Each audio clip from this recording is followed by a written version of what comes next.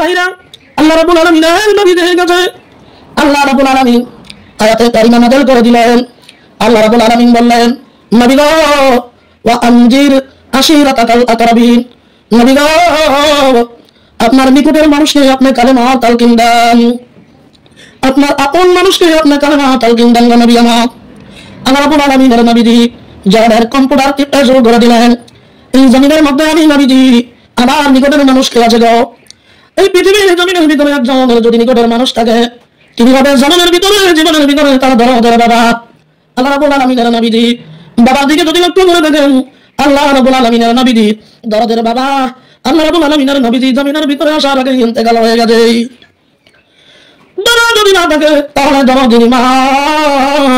আল্লাহ রাব্বুল আলামিনের নবীজি মায়ের দিকে যদি লক্ষ্য করেন, আল্লাহ রাব্বুল আলামিনের নবীজির আম্মা জান 6 বছর গেলে বাবার খবর জিয়ারত করে দেওয়ার পরে আল্লাহ রাব্বুল আলামিনের নবীজির মা আমেনা ইন্তেকাল হয়ে গেছে। আল্লাহ নবীজির বাবা নাই, মা নাই গো। আল্লাহ রাব্বুল আলামিনের নবীজি নিকটের মানুষ হিসাবে তারে ধরবেন। তো আল্লাহ রাব্বুল আলামিনের নবীজি চিন্তা করছেন, এই পৃথিবীর জমিনের মধ্যে আমি আখিরি নবীজি, আমি বিশ্বের নবীজি, আমার নিকটের মানুষ কে আছে? আল্লাহ রাব্বুল আলামিনের নবী চিন্তা করলেন, আমার নিকটের মানুষ তো ওই মহিলা, যে মহিলা আমি নবী গারে হীরার মধ্যে তাশরীফ করে সকাল এবং সন্ধ্যা বেলাতে আমার কাছে পানি এবং খাদ্য সরবরাহ করেছে। তিনি আমার অর্ধাঙ্গিনী, তিনি হলো হযরতে খাদিজাতুল কুবরা রাদিয়াল্লাহু তাআলা। আমার ভাইয়া, আল্লাহ রাব্বুল আলামিনের নবী টুকটুক করে আল্লাহ রাব্বুল আলামিনের নবীর স্ত্রী হযরতে খাদিজার কাছে চলে গেলেন।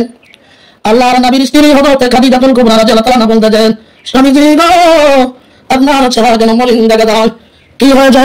আল্লাহ রাব্বুল আলামিনের নবীজি বললেন, খাদিজারে আমার চেহারা তো মলিন নয়, তুমি যখন বুঝতে পেরে যাও তাহলে তোমার একটা কথা বলি বলে শোনো বলে কি?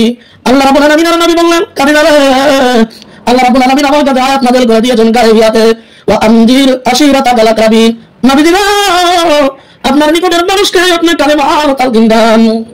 খাদিজারে আমার নিকটের মানুষকে, তুমি খাদিজা আমার নিকটের মানুষ, আমি বিশ্বের নবীজি তোমার বলছি, তুমি আল্লাহ রাব্বুল আলামিনের কালেমা পড়ে নাও, তোমার স্বামীকে নবী হিসেবে স্বীকৃতি দিয়ে তুমি জমিনের ভিতরে মুসলমান হয়ে যাও।